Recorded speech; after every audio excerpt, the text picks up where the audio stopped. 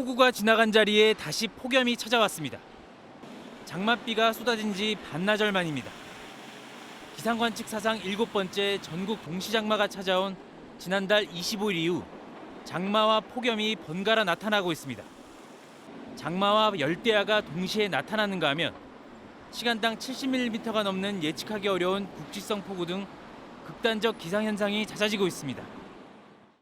한반도의 여름철 기상이 급변하고 있는 가운데 전통적인 장마 특징이 깨지고 있다는 게 전문가들의 공통된 의견입니다.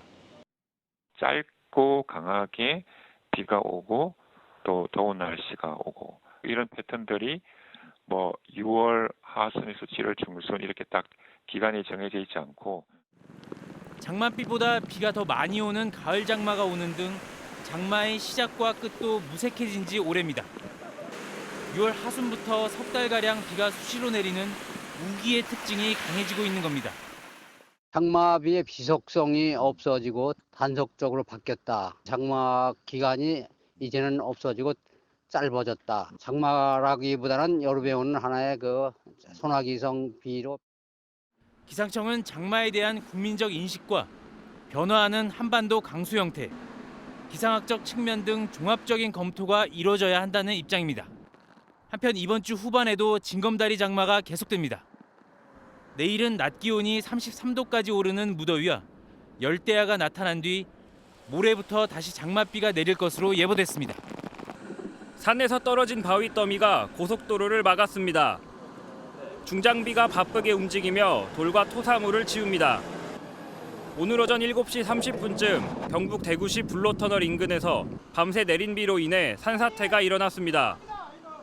암석을 피해 갓길에 주차한 차량을 뒤따르던 25톤 트럭이 들이받아 운전자가 병원으로 옮겨졌습니다. 대략적으로 추정하기로는 한 353제곱미터 정도라고 추정을 하고 있고요. 이게 무게로는 한 700톤. 서울에도 100mm 넘는 비가 내리면서 강서구에서 도로 축대가 무너졌습니다. 주택가 인근에서 저녁에 일어난 일이라 주민은 불안감에 밤잠을 설쳤습니다.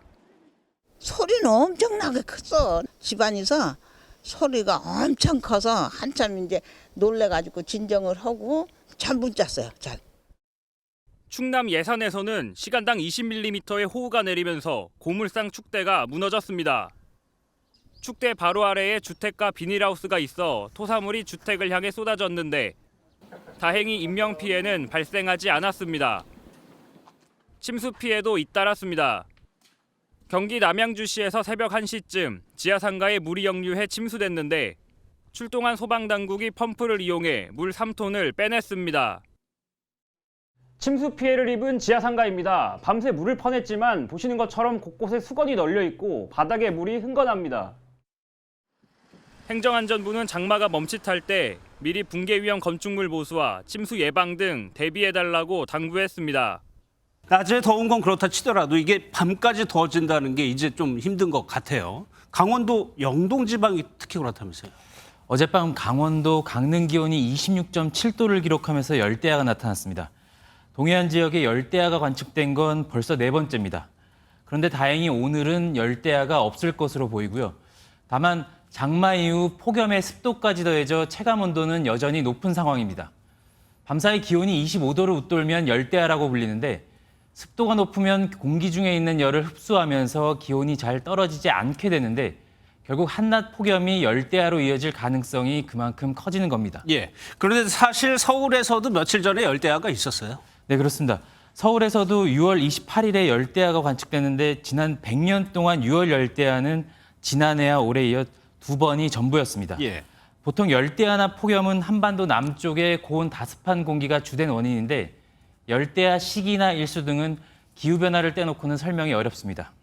그러면은 이번에 폭염 이렇게 더운 게 언제까지 이렇게 더운 겁니까? 일단 내일까지 이어지다가 모레부터 점차 누그러질 것으로 기상청은 내다보고 있고요. 예. 한반도 남쪽에 머물러 있던 정체 전선이 다시 북상하고 있기 때문입니다.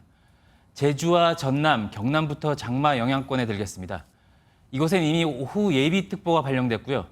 곳에 따라 시간당 30에서 60mm의 강한 비가 오는 곳이 있겠고 일부 지역은 예상 강수량이 상향될 가능성도 있습니다. 7월 2일과 3일 사이에는 제주도와 남해안을 중심으로 돌풍과 천둥, 번개를 동반한 강하고 많은 비가 내릴 것으로 예상됩니다.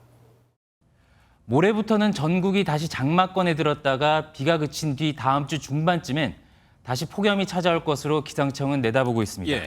최 기자 얘기한 대로 장마 왔다가 폭염 오고 또 비 온다고. 이번에 여름에요. 왜 유독 이렇게 날씨가 급격히 변하는 겁니까? 최근 경북 영주엔 며칠 새 장마철 전체 강수량에 맞먹는 비가 내렸었죠. 그리고 또 경남 남해에선 시간당 74.5mm의 비가 내려서 역대 6월 기록을 경신했습니다. 짧은 시간 강한 비가 내리다가도 금세 폭염과 열대야가 찾아오는 건데요. 일단 지구 기온이 가파르게 상승하고 있는 데다 특히 한반도 주변 해수면 온도 상승이 주된 원인으로 지목되고 있습니다. 뜨겁게 달아오른 수증기가 한반도로 유입되고 지형적인 특성과 맞물리면서 폭염이나 열대야뿐만 아니라 집중호우의 위력을 키우고 있는 겁니다. 한쪽에선 열대야, 다른 한쪽에선 집중호우가 나타나는 극단적인 기상 현상도 이 때문입니다. 예, 당분간은 날씨 상황을 좀 주시해야 될 것 같습니다. 사회정책부 최돈희 기자였습니다. 내릴째는 햇볕 아래 이삿짐을 내리는 작업이 한창입니다. 바람 한 점 안 통하는 컨테이너 속을 오가며 짐을 나르다 보면 어느새 땀범벅입니다. 짧은 휴식에도 가쁜 숨이 돌아오지 않습니다. 너무 더운 것 같아. 빨리 하면 빨리 끝나서 그러잖아요. 계속 쉬고 있으면 더 힘들어요. 도로 위에서 교통정리를 하는 모범 운전자들에겐 이런 무더위는 2배로 고역입니다. 지금 한 2시간 했어요. 더워요. 너무 더워요. 이 아스팔트 열기가 대단해요. 30도를 떠는 무더운 날씨에 습도까지 높아서 야외 활동을 하기에는 버거운 상황입니다. 온열 질환자도 속출했습니다. 충남 지역에선 고추밭에서 일하던 80대 노인이 40도가 넘는 고열에 병원으로 이송되는 등 온열 환자 3명이 발생했습니다. 온열 질환을 예방하기 위해선 목이 마르지 않더라도 물을 자주 마시고 잠깐이라도 시원한 곳에서 휴식하는 게 좋습니다.